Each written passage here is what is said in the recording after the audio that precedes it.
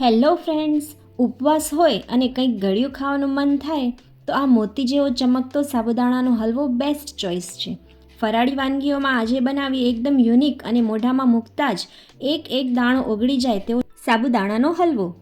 જોવામાં જેટલો સુંદર લાગે છે, ખાવામાં એટલો જ લાજવાબ હોય છે. જુઓ આ ટેક્સચર, કાચ જેવો પારદર્શક અને લચકાદાર.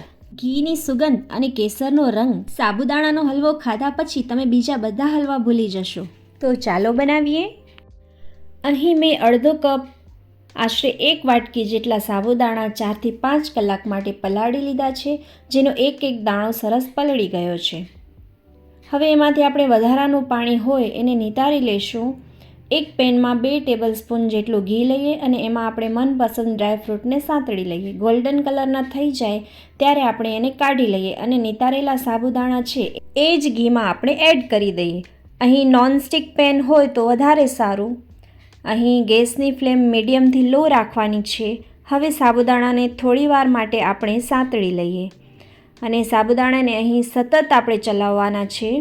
થોડીવાર પછી સાબુદાણા થોડા ટ્રાન્સપરન્ટ થઈ જશે ત્યારે આપણે અડધો કપ સાબુદાણા લીધા છે તો એના માટે 1 કપ પાણી લઈશું. એટલે કે જેટલા સાબુદાણા લીધા છે એનાથી આપણે ડબલ પાણી લેશું અને સાબુદાણામાં એડ કરી દઈએ.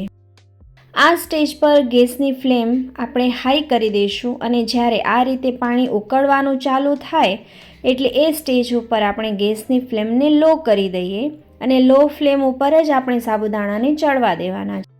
થોડીવાર પછી સાબુદાણા સાઇઝમાં મોટા પણ થશે અને ફૂલીને રંધાવાનું ચાલુ થશે. આપણે સાબુદાણાને સતત ચલાવવાના છે અને ધીમે ધીમે સાબુદાણા આપણા ટ્રાન્સપરન્ટ થઈ જશે. જ્યારે એવું લાગે કે હવે અડધા સાબુદાણા ટ્રાન્સપરન્ટ થઈ ગયા છે ત્યારે આ સ્ટેજ ઉપર આપણે 1/4 કપ એટલે કે જેટલા સાબુદાણા લીધા છે તેનાથી અડધી ખાંડ ઉમેરશું. ખાંડનું માપ આ પરફેક્ટ છે. જો ઓછું ગળ્યું ભાવતું હોય તો ઓછી નાખી શકાય અથવા તો ટેસ્ટ મુજબ વધારે પણ લઈ શકાય. 1 ચમચી દૂધમાં મેં કેસરના 10 થી 12 તાંતણા લીધા છે અને એને 10 મિનિટ માટે પલાળી રાખ્યા છે. એ પણ આપણે એડ કરી દઈએ અને સ્વાદ મુજબ આપણે અડધી ચમચી જેટલી એલચીનો પાવડર એડ કરી દઈએ અને બધાને સારી રીતે મિક્સ કરી લઈએ. સતત ચલાવશું એટલે થોડી જ વારમાં ખાંડ છે એ પાણી સાથે સરસ એક ઘટ્ટ મિશ્રણ બનાવશે અને આપણે સતત એને ચલાવવાનું છે કે જ્યાં સુધી સાબુદાણા ટ્રાન્સપરન્ટ ન થઈ જાય. હવે આપણું મિશ્રણ થોડું ઘટ્ટ થઈ ગયું છે અને થોડું પેનને છોડવા લાગે છે ત્યારે આ સ્ટેજ ઉપર આપણે અડધી ચમચી ઘી એડ કરી અને સારી રીતે મિક્સ કરી લઈએ.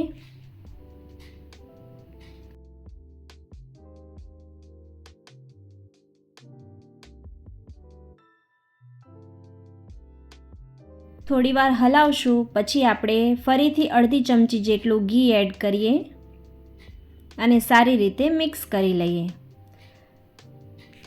એટલે આપણું જે મિક્સચર છે એ સારી રીતે પેનને છોડશે. હવે હલવો ઘટ્ટ થઈ ગયો છે અને આ રીતે ચમચામાં ચોટે પણ છે.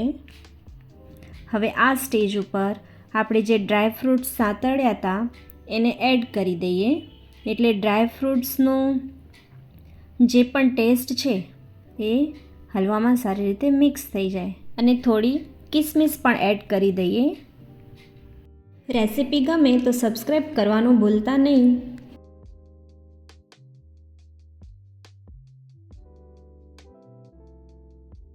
બધું સારી રીતે મિક્સ થઈ ગયું છે અને હલવો પણ ઘટ્ટ થઈ ગયો છે.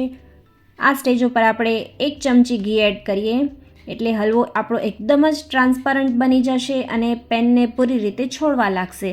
અહીં સાબુદાણા પણ એકદમ ટ્રાન્સપરન્ટ થઈ ગયા છે અને ચડી ગયા છે. તો તૈયાર છે આપણો સાબુદાણાનો હલવો. અને આ રીતે હલવો બનાવશો, સાબુદાણાનો હલવો ઠંડો થયા પછી પણ એક દાણો છૂટો જ રહેશે, જરાય પણ ચીકણો નહીં લાગે. અને અત્યારે મિશ્રણ થોડુંક ઢીલું છે પણ થોડું ઠંડુ થશે એટલે પ્રોપર એ શેપમાં આવી જશે. તૈયાર છે આપણો સાબુદાણાનો હલવો.